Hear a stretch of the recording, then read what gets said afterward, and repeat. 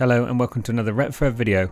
Today we have a set of M952 XTR shifters. Now they're not in that bad condition, so we're just going to degrease them and then touch in any marks. So just before we start, obviously we're just going to be touching it in, so it won't be an as original finish, but it will cover most of the marks. To be honest, most of the stuff that is being touched in is actually hidden by the brake levers and it's on the underside. So most of the actual top parts, there isn't actually that much touching in to do on it, so it'll be less noticeable when it's on the bike.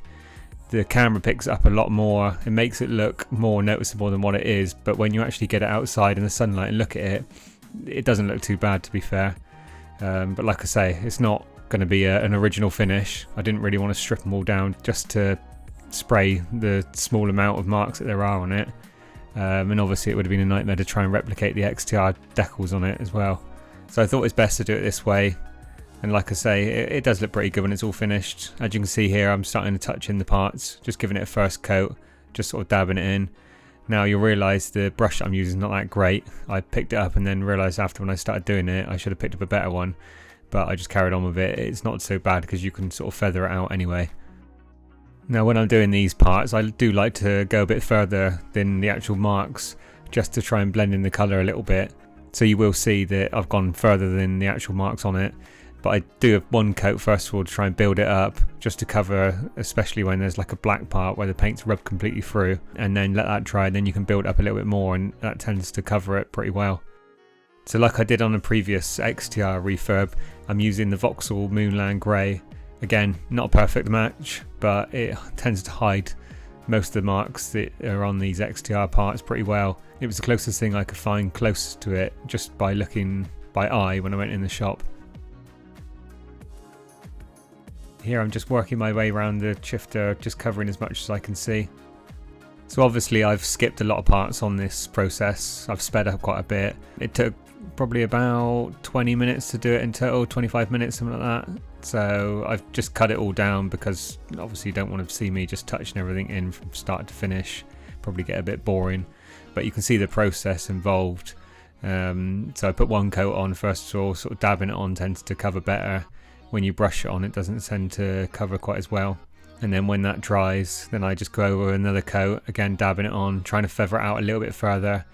The only problem is you'll see is this paint tends to have more of a sheen to it rather than the matte finish of the original XTR colour, so that makes it a little bit more noticeable. I think if it was more matte it'd be even less noticeable than what it is, but just try and feather it out as best as I can, just going a little bit further than needed and then just hiding it obviously as much as possible with the way it's been done.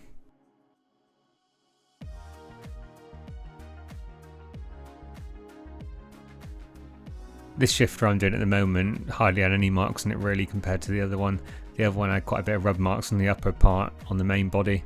This one hasn't got too bad. As you can see, there's a lot less touching involved on this one. It wasn't that long ago that I purchased these shifters for the GT STS build that I'm doing. It took me a while to find these, to be honest. A lot of people are selling the shifter and brake lever combo combined, which seemed to be a lot easier to come by. Now the individual shifters like this, they don't come up as often, and when they do, they demand quite good money, to be fair. I mean, I got a good deal from a guy, I think he was in Norway, I think, if I'm right in saying, and he shipped them over here and they are in really good condition. So that's it, all finished now. They've come out pretty good, to be fair. Again, not OE original finish, but they hide a lot of the marks, which is the whole aim of this. I didn't want to strip them down and spray them and go to all that process and then potentially causing other issues with them. So pretty happy with how they've turned out. Once again, thanks for taking the time to watch the video. It's really appreciated. I hope you liked it. Please like and subscribe, and we'll see you in the next one.